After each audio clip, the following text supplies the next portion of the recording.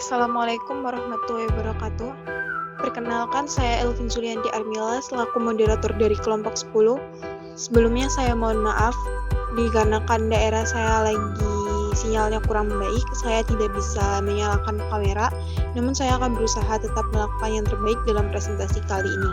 Dan untuk mengawali presentasi, sebaiknya kita berdoa terlebih dahulu.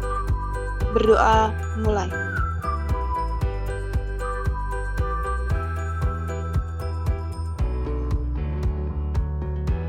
Selesai. Selanjutnya, saya ingin memperkenalkan anggota dari kelompok 10. Yang pertama adalah saya sendiri, Elvin Sulianti Armila dengan NIM 2008 10 10 10 86. Kemudian Rohmatul Fatah Ansori dengan NIM 2008 10 10 10 4. Kemudian Daniel Yoga Priyono dengan NIM 2008 10 10 10 68.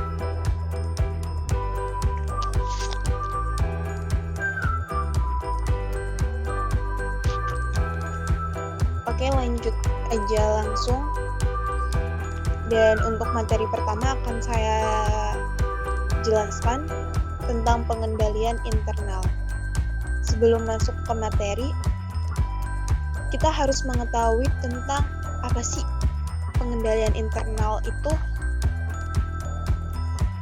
Nah, pengendalian internal adalah prosedur-prosedur serta proses-proses yang digunakan perusahaan untuk melindungi aset perusahaan, mengelola informasi secara akurat, serta memastikan kepatuhan pada hukum dan peraturan yang berlaku.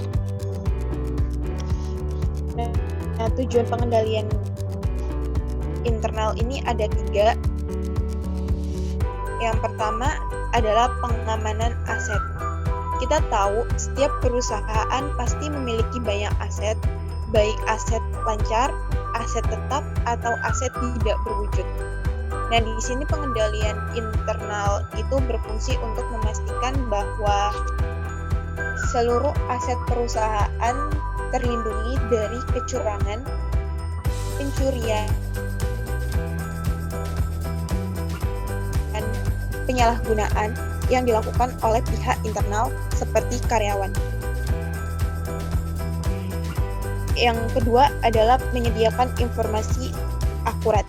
Informasi yang dimaksud ini meliputi informasi yang tertuang di laporan keuangan. Informasi tersebut akan berdampak pada keputusan perusahaan dalam melakukan tindakan selanjutnya. Jadi tujuan dari pengendalian internal dalam informasi akurat agar tidak terjadi kesalahan kebijakan dalam pengambilan keputusan di kemudian hari. Yang terakhir adalah bertujuan tentang kepatuhan hukum dan regulasi.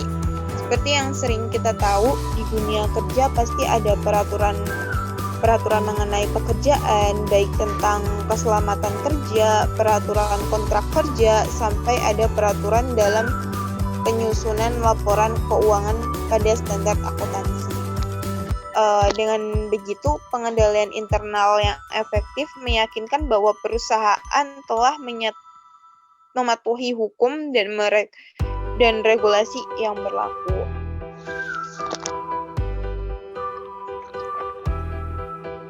Dari 3 tujuan pengendalian internal, faktor yang mempengaruhi tujuan tersebut adalah unsur-unsur pengendalian internal.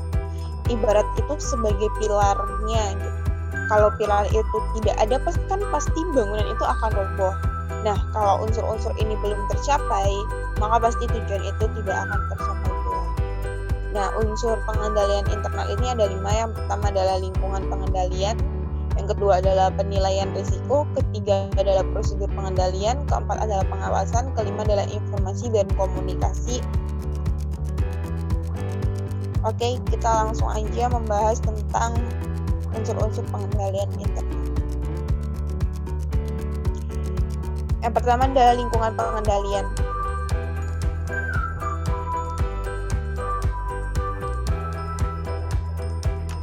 Lingkungan pengendalian adalah sikap keseluruhan manajemen dan karyawan tentang pentingnya pengendalian.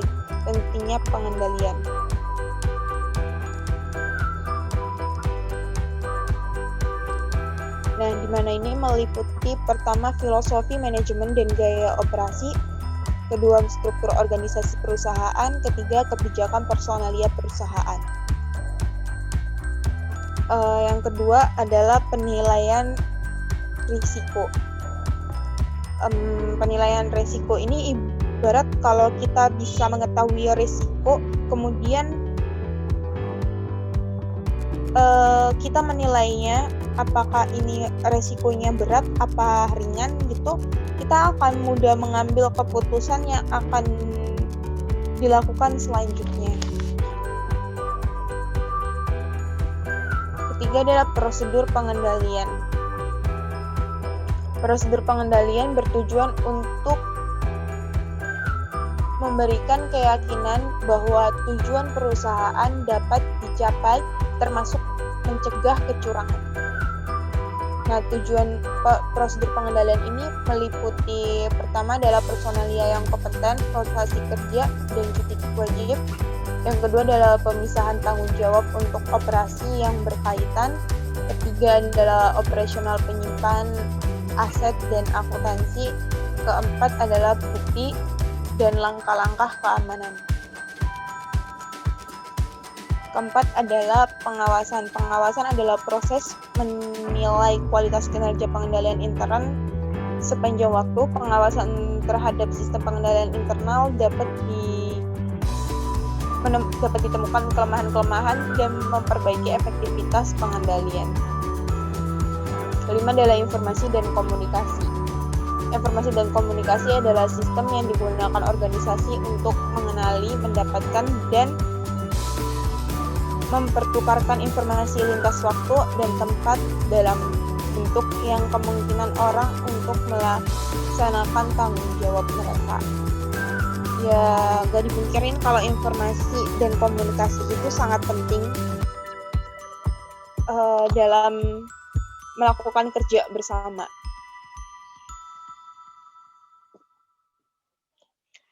Lanjut, kita akan membahas tentang kas.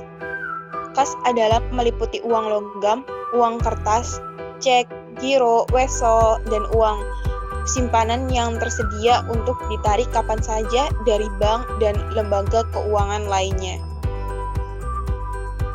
Kalau kita membahas tentang kas, kita perlu tahu tentang penggalian terhadap penerimaan kas.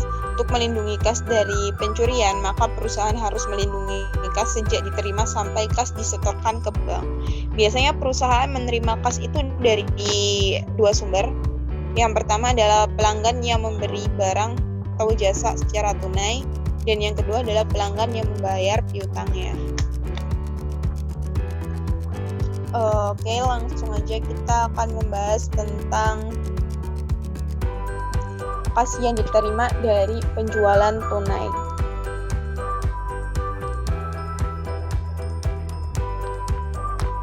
Nah, kas yang diterima dari penjualan tunai, pengendalian yang penting untuk melindungi kas yang diterima dari penjualan langsung atau tunai adalah mesin kasir. Bisa dilihat ini adalah contoh gambaran ilustrasinya, di mana yang pertama adalah ketika pelanggan membeli barang secara tunai, di situ otomatis pelanggan menyerahkan kas ke kasir.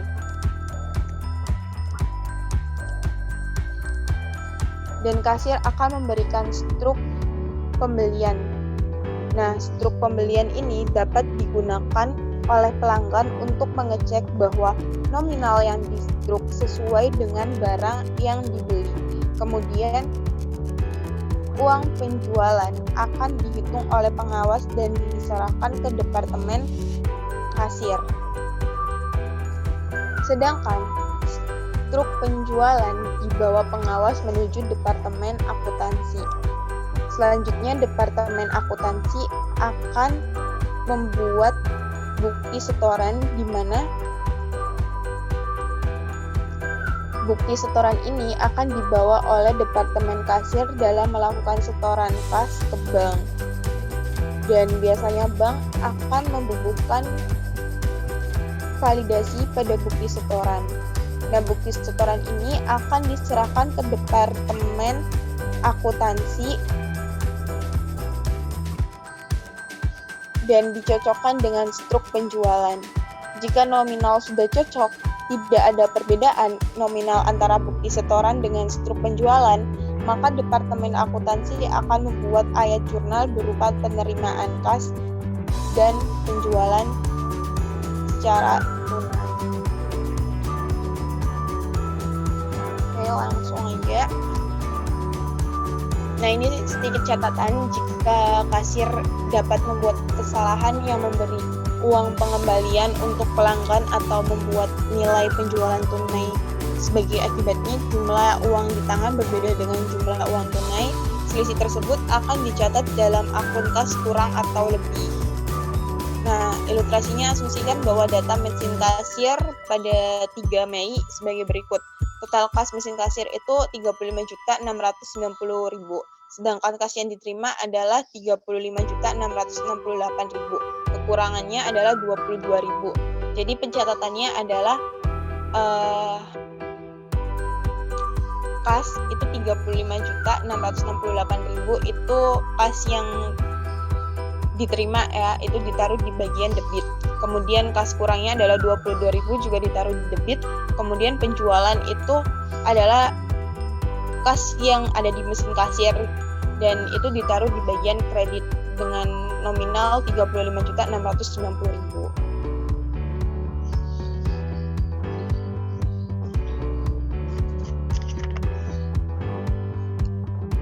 Kita akan membahas tentang kas yang diterima melalui cek atau giro. Pengendalian yang dilakukan oleh perusahaan tidak jauh beda dengan kas yang diterima dari penjualan tunai.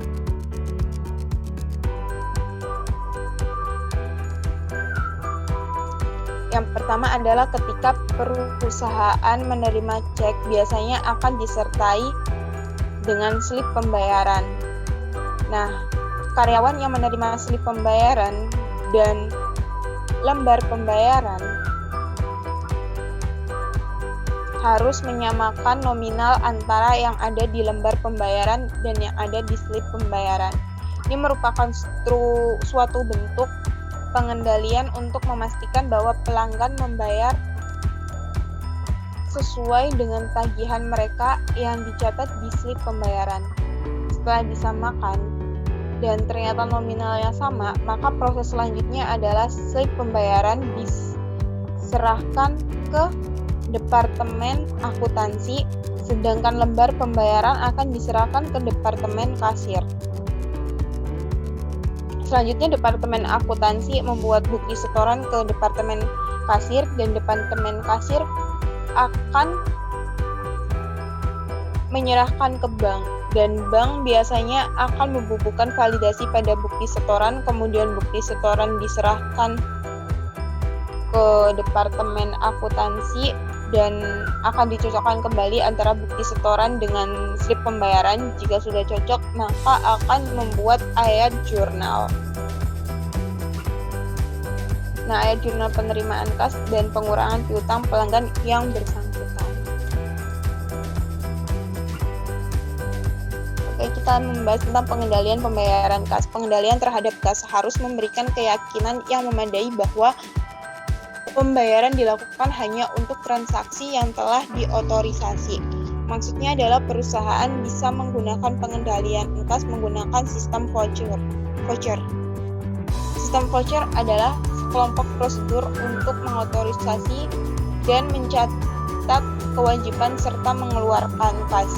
Seperti contoh, ketika perusahaan hendak melakukan pembayaran atas pembelian kredit atau perusahaan ingin membayar hutangnya, maka bukti dalam pembayaran tersebut adalah faktur.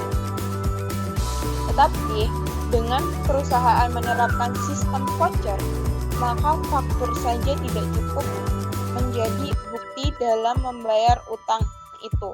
Harus dilengkapi oleh bukti pendukung lainnya, yaitu seperti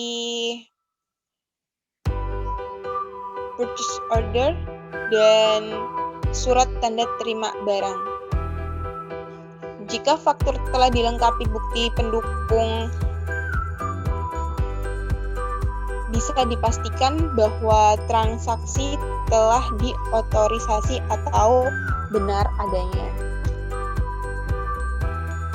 Kemudian yang kedua adalah kas digunakan secara efektif dan efisien. Maksudnya adalah sebagai contoh perusahaan bisa menerapkan kas yang dibayar melalui transfer dana elektronik. Lalu selanjutnya adalah rekening bank. Perusahaan menggunakan rekening bank untuk pengendalian internal. Keuntungan pengendalian menggunakan rekening bank antara lain, pertama adalah mengurangi jumlah kas di tangan.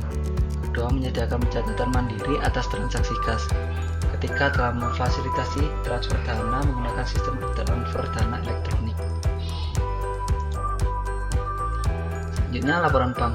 Laporan bank atau bank statement adalah rangkuman seluruh transaksi, baik dalam bentuk cetakan atau hard copy, atau email atau soft copy. Saldo rekening bank nasabah dalam catatan bank merupakan liabilitas, sehingga rekening nasabah memiliki saldo kredit dalam catatan bank. Alasan bank membuat ayat jurnal kredit atau memo kredit. Yang pertama adalah setoran dilakukan melalui transfer dana elektronik. Dua, penerimaan pembayaran wesel tagih untuk nasabah. Ketiga, pencairan dana atas pinjaman nasabah yang diberikan oleh bank. Keempat, pembayaran bunga atas saldo uang nasabah. Kelima, koreksi. Ini jika ada kesalahan. Alasan bank membuat ayat jurnal debit atau memo debit. Pertama adalah pembayaran yang dilakukan melalui transfer dana elektronik. Kedua, beban administrasi. Ketiga, cek yang dikembalikan karena sewaktu hendak dicairkan saldo uangnya tidak mencukupi. 4. Koreksi jika ada kesalahan bank. Pos-pos pada laporan bank perusahaan bisa dilihat seperti di bawah ini. NFS ini merupakan cek kosong. Dan NFS masuk di laporan bank menjadi memo debit, lalu mengurangi saldo di rekening nasabah, itu mengurangi. Lalu transfer dana elektronik ini masuk memo kredit dan menambah di rekening nasabah. Beban administrasi bank masuk di memo debit dan mengurangi di rekening nasabah. Koreksi-koreksi dalam kesalahan mencatat masuk ke memo debit di laporan bank dan mengurangi di rekening nasabah. Oke, next. Kita akan masuk ke rekonsiliasi bank.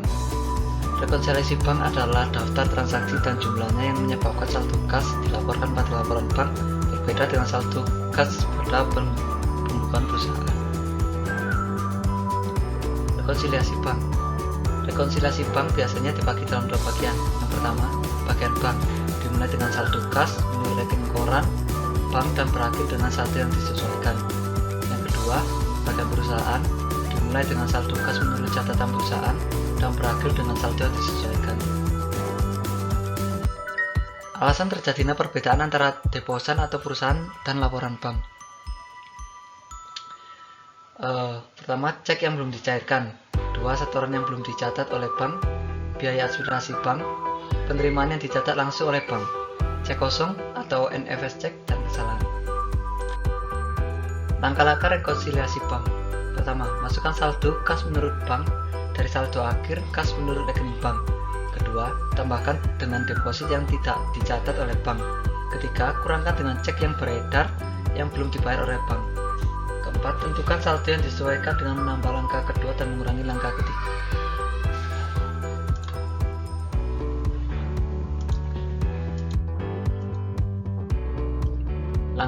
Langkah rekonsiliasi bank.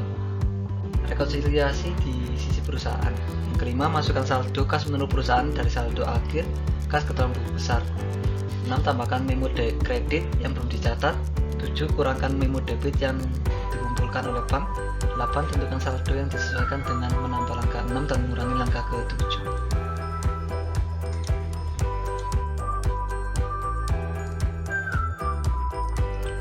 Buktikan jika saldo yang telah disesuaikan yang ditentukan dalam langkah 4 dan 8 sama. Contoh seperti berikut ini. Sebesar 3.359.780 per 31 Juli, saldo kas dari PT Sigma Utama pada tanggal yang sama 2.549.990. Berikut adalah informasi yang perlu dicocokkan dengan menggunakan langkah-langkah yang telah disebutkan sebelumnya. Silakan dibaca terlebih dahulu. Kita akan bahas setelah ini.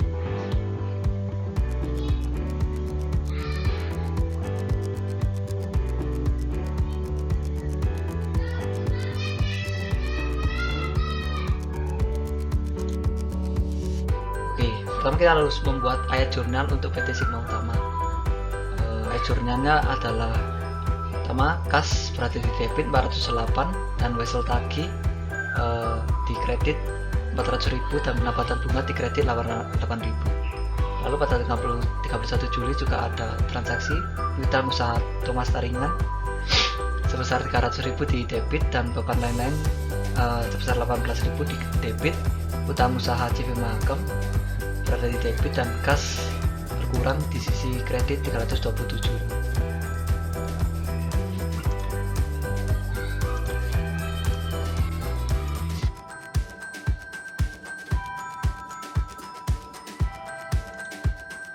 PT Sigma Utama ingin merekonsiliasi laporan bulanan PAM per 31 Juli 2015. Saldo awalnya adalah 3.359.780. Saldo awal adalah 2.549.990. Lalu terjadilah setoran sebesar 816.200.000 tidak muncul di laporan bank.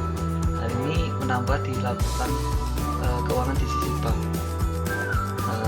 Ditambah setoran tadi menjadi 4.175.980. Lalu bank menerima pembayaran wesel sebesar 400.000 dan bunganya sebesar 8.000. Dan ini wesel dan bunganya ini ditambah ke saldo awal tadi menjadi 2.957.990.000. Lalu 3 cek yang diterbitkan selama periode tersebut belum muncul di laporan bank. Nomor 8112 sebesar 1.061.000, nomor 878 sebesar 435.390 rupiah dan nomor 883 sebesar 48.600. Lalu dikurangi cek-cek tadi yang belum dicairkan sebesar, jadi totalnya cek tadi 1.544.990.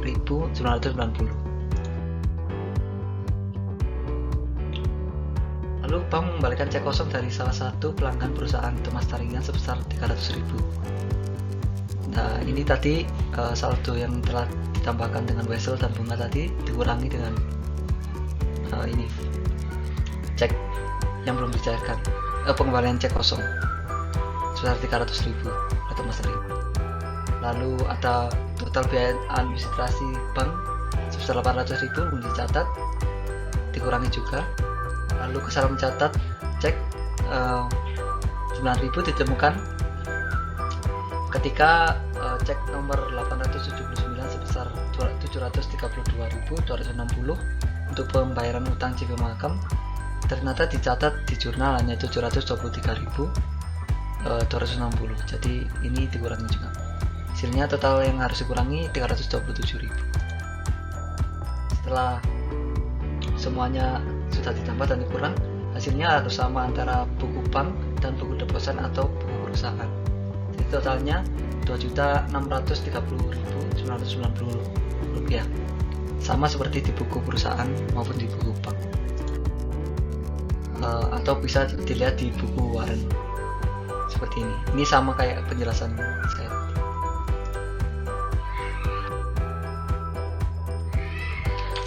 Selanjutnya adalah dana kas keperluan khusus atau dana kas kecil, kas fund. A. Contoh pembentukan dana kas kecil. B. Contoh pengisian dana kas kecil. Nomor 2. Dana kas untuk kebutuhan khusus. Contoh dana untuk kebutuhan khusus.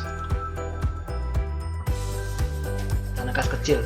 Dana kas kecil atau petty cash fund.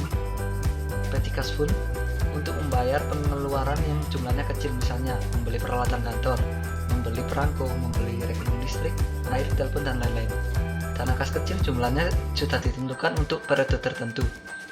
Dana kas kecil akan diisi kembali pada periode tertentu atau saat dana habis atau mencapai jumlah maksimum. Sistem pencatatan dana kas kecil. Yang pertama ada metode dana tetap. Pencatatan kas kecil dilakukan setiap ada pengeluaran kas kecil, namun tidak merubah saldo kas kecil tersebut. Kedua, metode dana tidak tetap atau fluktuasi. Pencatatan kas kecil dilakukan setiap ada pengeluaran kas kecil sehingga akan merubah saldo kas kecil tersebut. Sebagai ilustrasi, metode pencatatan dana kas kecil, misalnya pembentukan dana kas kecil pada tanggal 1 Agustus sebesar 500.000. Pada tanggal 1 Juni terjadilah transaksi kas kecil sebesar 500.000 di debit dan kas berkurang di kredit sebesar 500.000. Pada akhir bulan Agustus, bukti kas kecil menunjukkan pengeluaran untuk pos-pos berikut ini. Perlengkapan kantor sebesar 380.000, perangko atau debit perlengkapan kantor sebesar 22.000, perlengkapan toko sebesar 35.000, beban administrasi lain-lain sebesar 30.000, dan totalnya adalah 467.000. Pada akhir bulan Agustus, penerimaan kas kecil menunjukkan pengeluaran untuk pos-pos berikut ini. Pada tanggal 30 Juni, bahan habis pakai kantor sebesar 402.000, bahan habis pakai outlet sebesar 35.000, bahan administrasi lain-lain sebesar 30.000, dan kas berkurang di kredit sebesar 467.000.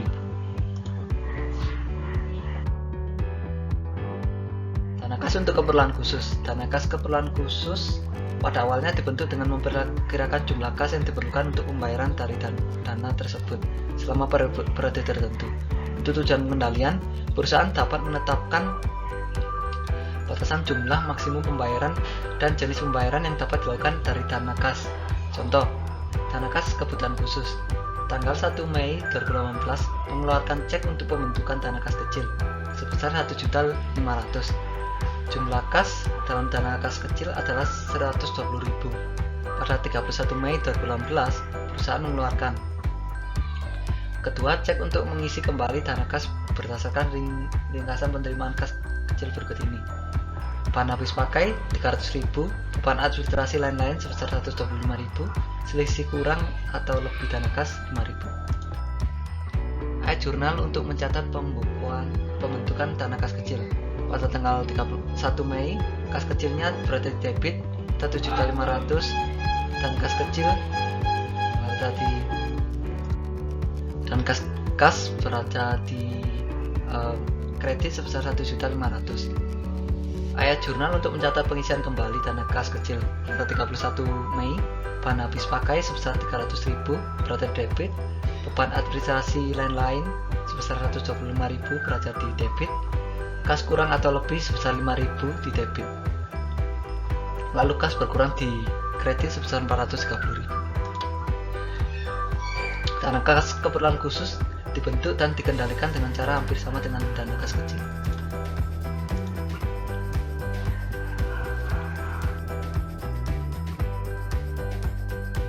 Terima kasih. Mungkin sekian presentasi dari kami. Jika ada kurang dan lebihnya, mohon maaf. Semoga teman-teman yang melihat bisa mengerti dan ini menjadi ilmu bagi teman-teman semua. Terima kasih.